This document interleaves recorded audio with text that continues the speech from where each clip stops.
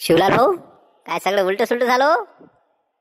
तू म्हण राजो, बबनच्या त्याच्या बायकोच्या भांडणात आपला फायदा होते, मस्त म्हणे आपले पैसे माफ होईल म्हणे. पण काय काही झालं नाही, सगळं उलट सुलट झालं. त्याचा तरी फायदा झाला राजो, त्याला मस्त उत्तम रावण पैसे दिले. जाऊ दे ना. आता माझ्या डोक्यात एक दुसरी आयडिया आली भाऊ, त्यात आपला बी फायदा होते.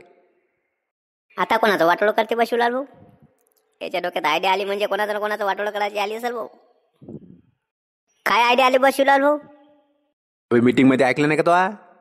ते उत्तम काका काय म्हणे ते ऐकलं नाही का? काय म्हणे बा?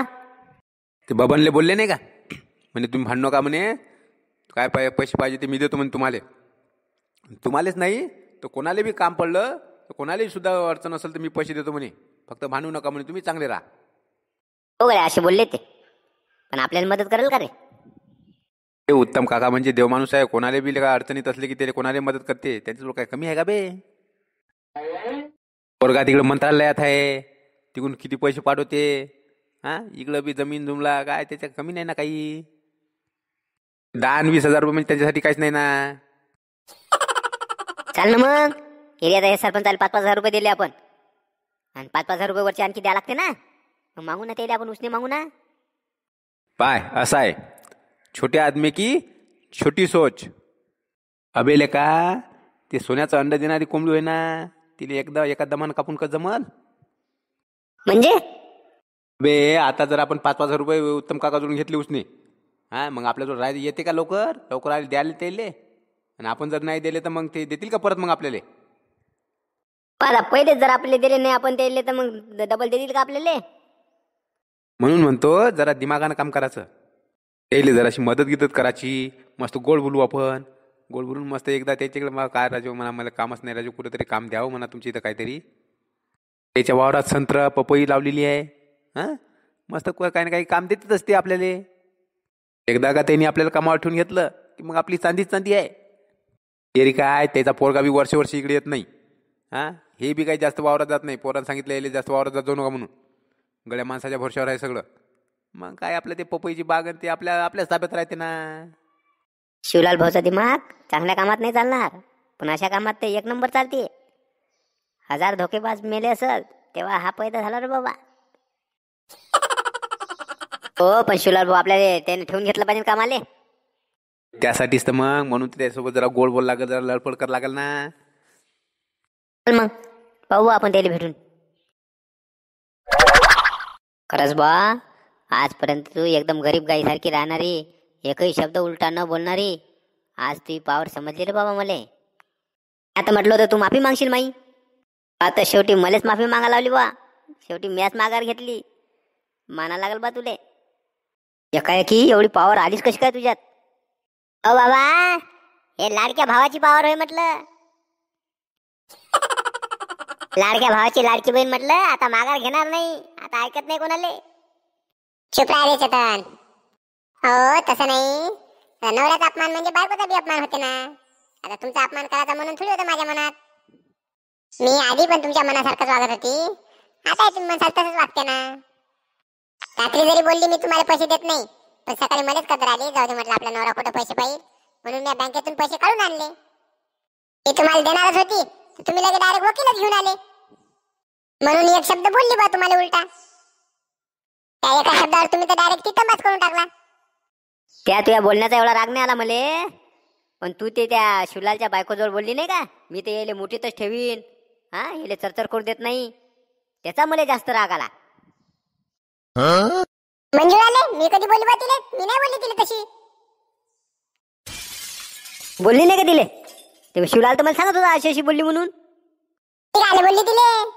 तीच तर उलट मला बोलत होती, का तू किती काम करतो, हा, मरमळ लेकराचं पाहतं, हे पाहतं, बबन भाऊले शोभलं का, असं तसं हे सांगत होती मला. हा, आता समजलं मले. म्हणजे शिवलालने इकडे मले भडकून दिलं आणि त्याच्या बायकोन तुले भडकून दिलं, त्याच्यामुळे आपली भांडणं जास्त वाढली. ते वकील आणायचा सल्ला बी मले शिवलाल भाऊनच दिला होता. लहान बदमाश आहे होते. अहो बाबा, त्याचा काय दोष आहे? त्याचा काय दोष आहे म्हणजे त्यानेच भडकून दिलं मले. अहो, अशा माणसाचं कामच असते, कोणाचं चांगलं चालू आहे का त्याच्यात कशी काळी टाकाव, असे या माणसाचं काम असते. पण तुमचं तुम्हाला समजायला पाहिजे ना. तुम्ही आपल्या बायकोवर विश्वास नाही ठेवायला पाहिजे का? लगेच थोड्याशा वागण्याहून लगेच फारकतीवर गेले. नाही ना लेका, त्याने एवढं गोड बोलून मला हे बोलला की मला काही सुचलंच नाही ना. मी तेच डोक्यात घेतलं ना. ते बरं झालं तो शेवटी येऊन समजावलं. तू जर नसता आला तर बाबा फारकत झालीस ती काय काम आहेत आमची. जाऊ दे ना, आता झालं गेलं ते पार पडलं. आता आपण आनंदाने राहत जाऊ. आता कोणाचं ऐकू नका फक्त तुम्ही. आणि त्या शिवलाल भाऊ सोबत आता कधीच राहू नका तुम्ही. वा, आता काय आलं तुम्ही? मायाच घर फोडायला निघाला होता ते. असा कसा सोबती माया? मी नाही राहतात त्यासोबत. बरं चला मग, आता दाट वाटते, जेवून या तुम्ही दोघे बी. अरे उत्तम काका आहे का हो घरी? कोण शिवलाल होय का रे? ये ये ये आतमध्ये ये. अरे ये शिवलाल, काशीनाथ, ये बसा. चहा ठेवजो 2-3 कप. चहा घे, काही ठेवायला नका सांगू. मी आता काय सहज बोलायला आलो बा तुमच्यासोबत. बस ना, कधीच तर येत नाही तू. बोल मग, काय म्हणत होता बाकी? खरोखर बा, उत्तम काका तुम्हाला माना लागल बा. तुम्ही बबनले मदत करून त्याचा संसार तुटण्यापासून वाचवला ना. अबे हे तर आपला काय मोठे पण अबे, काय 5-10 हजार रुपयाची मदत करणं काय ते काय मोठं आहे का? ते जर चांगले होते, ते स्वभावानं चांगले दोघे नवरा बायको, म्हणून म्हटलं बा त्याला बा मदत करावी येईल. हो ना, पण आता तुमच्यासारखे विचाराचे आहे का माणसं आजकाल? आता तर कोणी बी आपलाच फायदा पाहतेत. काय आता लोक सांगतात ना बा, तूही त्यातलाच आहे ना. अरे बाबा, काय देवाच्या कृपेने सगळं होत असते. जे काय मदत होते ते आपण कोण करणार आहे? त्याच्या कृपेने आपल्याला भेटले, एवढं दिलं देवानी, म्हणून त्यातली फुल नाही फुलाची पाकळी बा इतरांना मदत कराव. खरोखर बा, तुम्ही खरंच देव माणूस आहात. हो, तुमच्यासारख्याच्या संपर्कात जर एखादा वाईट माणूस जरी आला ना, तर तेही सुद्धा चांगला वागायला लागल. एवढं तो असा तुमचा स्वभाव आहे. काय राजे शिवलाल, तू बी जाऊ दे बा. तू बोल, तू कसं काय चालू आहे ते सांग. तसं तर तुमच्यासारख्या मोठ्याचा आशीर्वाद असल्यावर आम्हाला काय कमी आहे हो. पण कसं आहे माहिती आहे का, ते कमांडर विकून टाकली, ते काय बंदच पडत जाय, त्याच्यानं ती विकून टाकली. त्याच्यानं आता काय काम नाही आहे. म्हटलं चला बा उत्तम काकाच्या इकडे विचारा बा, काही काम गिम असेल तर बा तुमच्या वावरात गिवरातलं काही काम असेल तर करत जाऊ आम्ही. कसं आहे, तुमच्या इकडे जर कामावर राहिलो ना आम्ही, 2 पैसे मजुरी बी भेटल, आणि तुमच्यासारख्याच्या संपर्कात राहिलो तर आमच्यात लय फरक पडेल ना. आम्ही बी आमच्यात काहीतरी तुमच्यातले चांगले गुण येईल ना. सांगा, शिवलाल भाऊ म्हणजे कडू कारले आहे. काच्यात ते घोळलं तरी काय याचा कडूपणा जाते का? पण गोड बोलायला 1 नंबर आहे बाई. आतून जरी कडू असला तरी वरतून लय गोड बोलते, एकदा साखऱ्यापेक्षा बी. पाहिजे बा म्हणा, स्वतः सुधराचं राहील आणि त्या उत्तम काकाला बिघडून टाकशील. काशनाथन मी दोघंही हवा. तुम्ही सांगसाल ते काम करू आम्ही तुमच्या वावरातलं. तुम्हाला तर माहित आहे आमच्या दोघांचा स्वभाव. हो, तसं तुमच्या दोघांबद्दलही वाद नाही, पण आपल्याकडे 2-3 गडी आहेत ना आधीच. तू शेतीचं काम केल्यापेक्षा काहीतरी धंदा गिंदा करणार आहे. काही पैशाची लागल तर मदत करतो ना मी.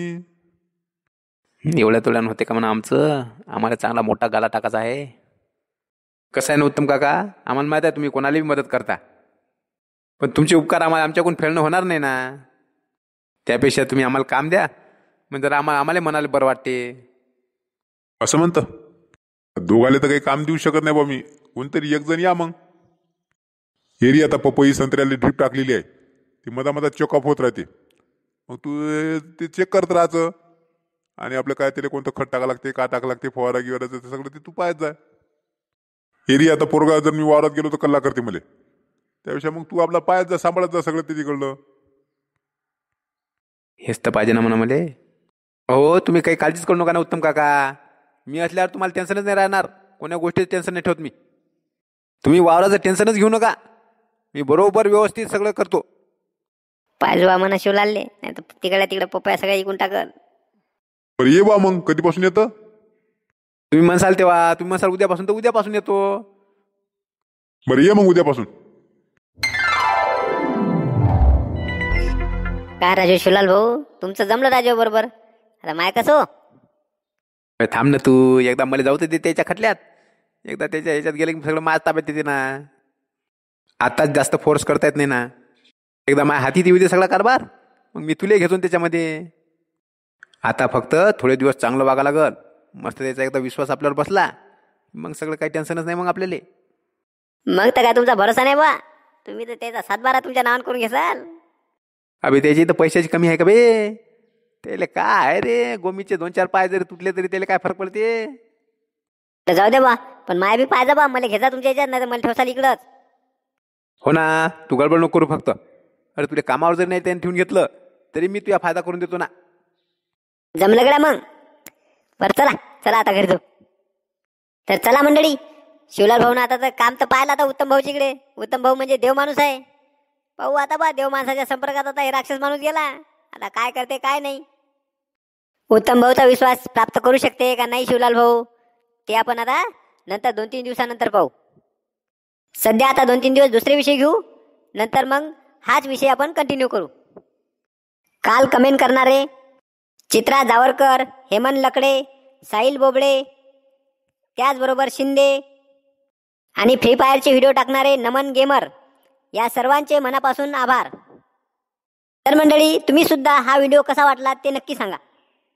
चला तर मग, व्हिडिओ आवडला असेल तर लाईक नक्की करा. चला भेटू आता उद्या नवीन विषय घेऊन. धन्यवाद.